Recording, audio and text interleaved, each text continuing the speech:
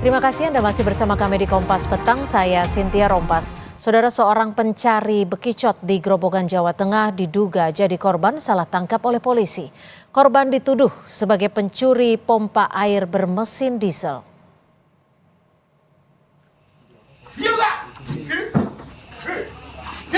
Saudara, ini adalah video amatir saat warga desa Dimoro, Kecamatan Toroh, Grobogan yang bekerja sebagai pencari bekicot diduga mendapat kekerasan dari polisi saat diinterogasi.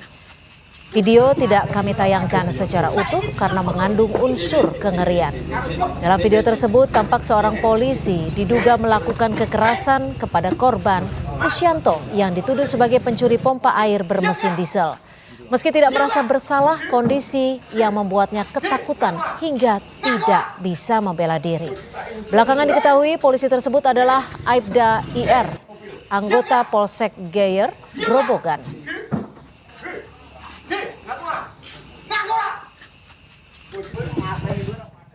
Pasca video viral salah tangkap dan dugaan kekerasan oleh polisi, Kapolres Grobogan mendatangi korban untuk meminta maaf atas tindakan anggotanya saat melakukan interogasi.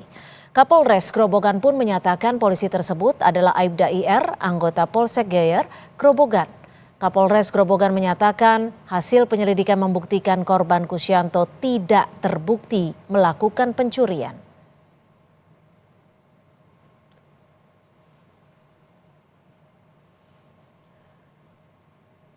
Dari rilis tertulis yang diterima tim Kompas TV, Kapolres Grobogan AKBP Ike Yulianto menyatakan Aibda IR, polisi yang diduga melakukan tindak kekerasan dan salah tangkap sudah ditangani Propam Polres Grobogan dan dilakukan di penempatan khusus.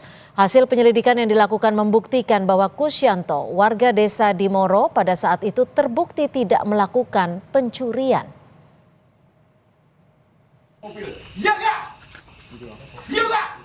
Polri angkat bicara soal kasus penganiayaan dan salah tangkap yang terjadi kepada Kusyanto, seorang pencari bekicot di Grobogan. Kadif Humas Polri Irjen Sandi Nugroho menjelaskan bahwa Polri akan menindak tegas segala pelanggaran yang dilakukan anggotanya. Sebelumnya diketahui pria pencari bekicot itu tengah diinterogasi karena diduga mencuri pompa air.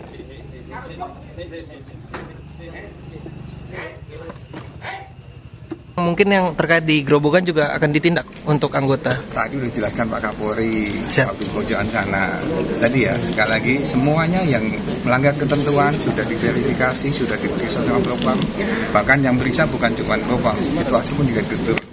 Jadi polisi saat ini sudah tidak ada lagi ruang bersembunyi kalau ada yang melanggar ketentuan. Ada pengawasan dari internal, ada pengawasan dari eksternal, ada pengawasan dari dunia digital, ada teman-teman dari netizen, semuanya kita minta dengan hormat untuk bisa awasi Polri, tegur Polri, dan tolong untuk bisa Polri menjadi baik ke depan apabila ada yang melanggar. Saudara, seorang pencari bekicot di Grobogan, Jawa Tengah jadi korban yang diduga salah tangkap oleh polisi. Meski akhirnya polisi meminta maaf, Polri pun menyatakan akan menindak tegas anggotanya yang melakukan pelanggaran. Kita akan bahas dengan Komisioner Kompolnas Yusuf Warsim pada sore hari ini. Selamat petang Pak Yusuf, terima kasih sudah bergabung bersama kami di Kompas Petang. Selamat petang, Cynthia. Ya, Pak Yusuf, sebelumnya saya mau tanya deh, kalau untuk interogasi kepolisian itu mekanismenya seperti apa sih? Apakah ketika ditangkap langsung diinterogasi atau membutuhkan hal-hal tertentu?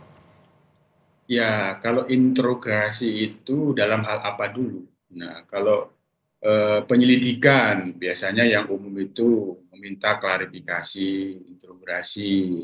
Artinya itu dilakukan punya dasar, tidak main sembarangan meminta klarifikasi, mengintegrasi tanpa ada dasar. Nah, dasarnya biasanya ada LP, ada LI, laporan informasi, itu salah satu dasar. Nah, ini harus seperti itu, tidak main orang diinterogasi tidak punya dasar, itu nggak bisa.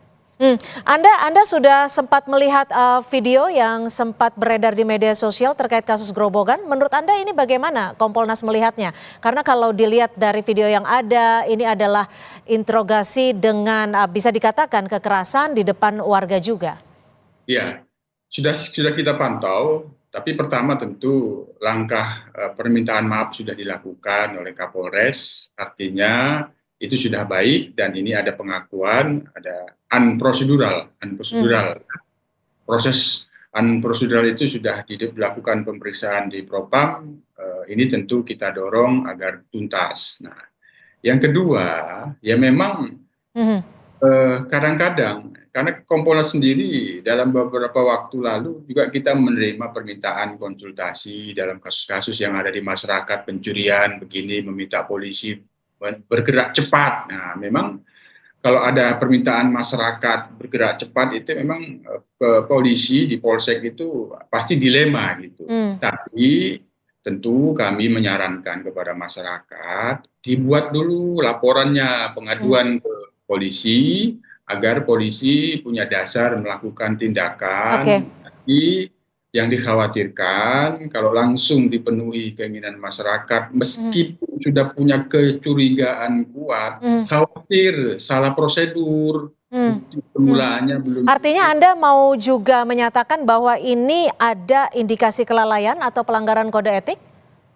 Ya sementara ini kalau salah tangkap itu kasusnya pasti itu unprocedural, tidak didukung oleh bukti awal dulu seseorang ini yang dilakukan penangkapan. Nah, tentu Hmm. ini ya melanggar kode etik itu sudah pasti. Sementara kan ini sudah diperiksa di Propam. Ya, itu yang kita dorong agar itu tuntas, tapi tidak hanya di situ. Anggota tersebut juga perlu dilakukan nanti pembinaan profesionalismenya ketika menghadapi situasi seperti ini.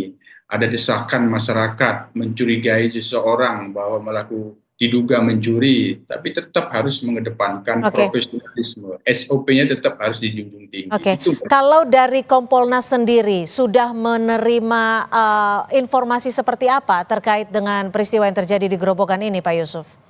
kalau informasi awalnya seperti yang sudah disampaikan di media, memang ada salah tangkap, yang kemudian ada permintaan maaf dari Kapolres dan juga sudah ada penjelasan bahwa oknum Aibda tersebut dilakukan proses di Propam. Saya kira ini sudah bagus, tapi sekali lagi ke depan kepada anggota yang bertugas itu terus dilakukan pembinaan profesionalismenya Oke. ketika menghadapkan situasi-situasi seperti ini jangan sampai terulang lagi. Ya, Pak Yusuf, Anda tadi sempat menyebutkan bahwa anggota Polri diminta untuk bergerak cepat dalam kasus-kasus tertentu. Tapi kalau dilihat dari kasus yang terjadi di Grobogan, gerak cepatnya ini gegabah sehingga menimbulkan ketakutan bagi warga khususnya.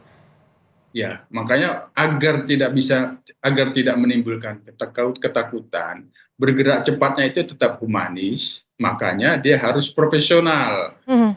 proporsional dan prosedur. Nah, mau melakukan penangkapan kan tentu harus punya bukti awal dulu. Nah, kalau tidak punya bukti awal akan terjebak salah tangkap karena yang ditangkap belum memiliki bukti awal bahwa yang bersangkutan patut Mhm. diduga. Nah, itu. Jadi bergerak cepat, responsif itu yes, tapi tetap menjunjung tinggi profesionalisme, prosedur dan Ya. dilakukan secara proporsional. Pak Yusuf, ada tidak sih aturan ataupun prosedur yang diberikan oleh Polri terhadap korban-korban salah tangkap ini? Karena pastinya akan ada permasalahan secara psikologis. Ya tentu Polres ya sebagaimana biasa seperti yang sekarang dilakukan ini kan bagian dari cara merehabilitasi. Permintaannya dulu itu sudah bagus, terus selanjutnya ya SOP-nya kan biasanya ada rehabilitasi atas kesalahan tindakan yang dilakukan oleh kepolisian. Ya. Hal itu sangat bagus itu Mbak Cynthia. Pak Yusuf, rehabilitasi ya sudah pasti karena ada ada secara psikologis pasti terganggu. Lalu bagaimana? Apakah ada kemungkinan untuk digantikan kompensasi? Ya itu bisa saja, bisa dimungkinkan itu. Cuman sekali lagi tergantung pada kondisi. Nah, dari rehabilitasi yang akan dilakukan itu bagaimana koordinasi dan komunikasi pihak kepolisian dengan korban salah tangkap itu seperti apa, itu nanti akan dilihat. Nah, kompensasi itu tidak tertutup kemungkinan bisa ada.